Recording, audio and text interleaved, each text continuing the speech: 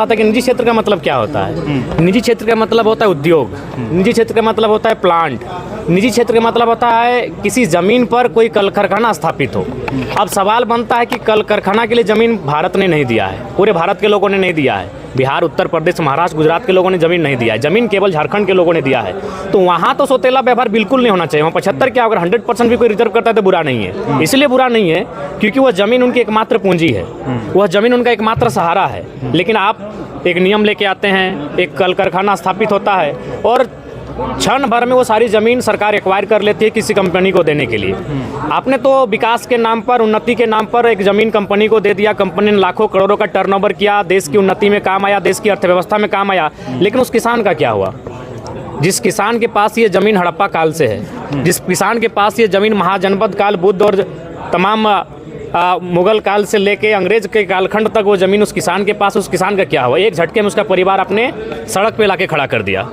तो इसलिए मेरा मानना है ये हाईकोर्ट को इस पर पुनर्विचार करना चाहिए, सरकार को फिर से मजबूती के साथ इस विधेयक को लागू करने के लिए प्रयासरत होना चाहिए। क्योंकि ज़मीन जिन लोगों ने दिया है वो झारखंड के लोग हैं, वहाँ तो किसी के साथ समझौता होना ही नहीं चाहिए। वहाँ 75 क्या, अगर कोई 100% भी आरक्षण लेके आता है तो मैं उसके पक्षधर हूँ। जयराम जी, क्या हाईकोर्ट किसी दबाव में इस तरह का फैसला? देखिए, बिल्कुल दबाव है इसमें, कहीं ना कहीं आज आप सबको मालूम है कि आज जो भी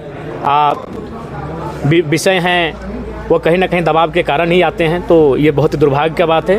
हाँ, ज़मीन हमने दिया है तो वहाँ हक हमारा में हो, इस बात को हाईकोर्ट को भी सुनिश्चित करना चाहिए। आज अंतिम दिन है, क्या कुछ जी, आज सबसे पहले दो पार्ट होंगे आज के सत्र का। पहला होगा राज्यपाल महोदय का जो अभिभाषण हुआ है उसके संदर्भ में अपना पक्ष विपक्ष लोग प्रस्तुत करेंगे। उसके बाद जो अनुपूरक बजट वित्त मंत्री के माध्यम से प्रस्तुत होगा उसमें अपना तर्क पक्ष और विपक्ष के माध्यम से प्रस्तुत करेंगे। तो आज अभिभाषण और अनुपूरक बजट पे ही आज चर्चा परिचर्चा होगी। जयराम जी, सीजीएल को लेकर के फिर छात्र सड़क पर आए हैं रांची में। 15 को एक बार फिर से वो आंदोलन करने जा रहे हैं। पार्टी की ओर से निकाला गया था। जी, हम लोग छात्रों के साथ, मैंने पहले कहा, सदन के अंदर भी खड़े हैं और सदन के बाहर भी खड़े हैं।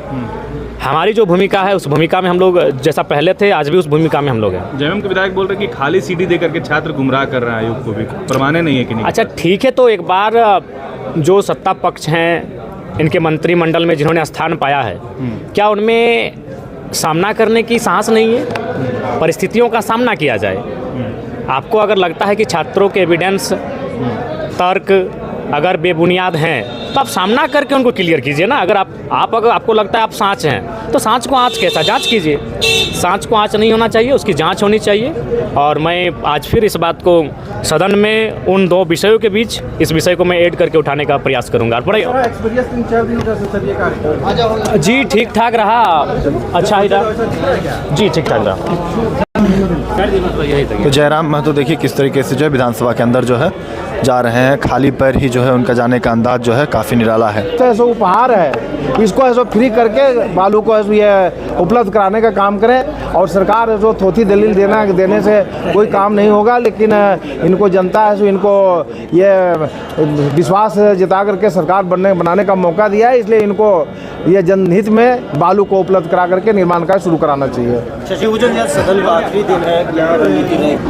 तो अमित महतो भी पहुंच चुके हैं। आज विधानसभा सत्र का अंतिम दिन है और कई सारे कागजात सवाल लेकर आए हैं। दादा, आज अंतिम दिन है। निकल के आज कुछ है सिटी के लिए?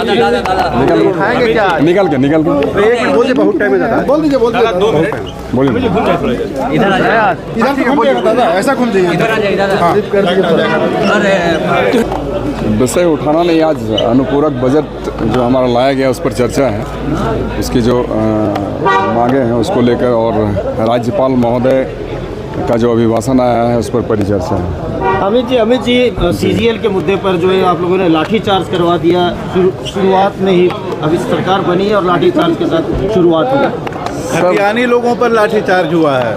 जी बिल्कुल, इसी विषय को लेकर मैं भी कहना चाहता हूँ कि सबसे पहला जो दायित्व बनता है और जो तरीका होता है, कहीं ना कहीं उचित माध्यम जो हमारा बनता है वहाँ पर रखना चाहिए था। और ऐसे अचानक कहीं पर किसी को कानून को तोड़ने का भी प्रयास नहीं करना चाहिए, हमारा ये मानना है।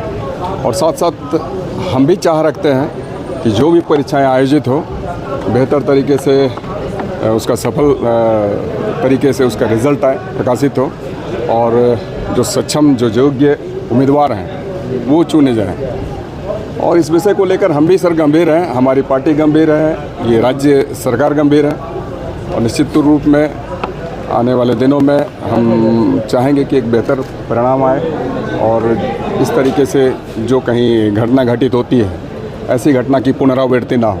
दादा, जब आप जेएमएम में नहीं थे चुनाव से पहले तो मुखर होकर इन तमाम मुद्दों पर आवाज़ उठाते थे, लेकिन अब थोड़ा नॉर्मल नहीं, नॉर्मल की बात नहीं है। सोशल मीडिया पर वायरल किया जा रहा है कि अमित माथुर जी आप एकदम सॉफ्ट हो गए, बोल बदल गए, अब नहीं सत्ता में आ गए, बात बदल गई। नहीं, सॉफ्टनेस की बात नहीं है। हम आपको बताएं कि हम जहां खड़े थे नहीं दिख रहा है आज भी वही हैं और कल भी रहेंगे। हम कल भी खतियानी मुद्दे को लेकर बेहतर मुखर थे, आज भी हैं और कल भी रहेंगे। और जो हमारे यहाँ के खतियानी युवा युवती हैं, हमारे यहाँ के छात्र छात्राएं हैं, निसंदेह हम आज भी चाहते हैं कि उनके हाथों को रोजगार मिले जिसमें जैसी योग्यता है। अमित जी 75% जो निजी क्षेत्रों में आरक्षण की बात हो रही थी वो हाईकोर्ट ने रोक लगा दी है उस पर, आपको क्या लगता है ये फैसला कैसा है, आप क्या करेंगे, आप इस पर क्या? नहीं, ये रोक लगाने वाली बात नहीं है सर। अब हाईकोर्ट के ऊपर भी कहीं न कहीं दरवाजे हैं, तो हमारा प्रयास होगा कि आने वाले दिनों में जहां भी हमें जाने की आवश्यकता पड़े निसंदेह हम लोग जाएंगे और सुखद परिणाम आएगा जो कि झारखंडियों के फेवर में होगा, खतियानियों के फेवर में होगा। जी बिल्कुल सर, हम जिस दिन हम इसमें आ गए हमने तो अपना खतियानी पार्टी को त्यागा है। आने वाले दिनों में खतियानी पार्टी का बेला भी होगा। जी ठीक है।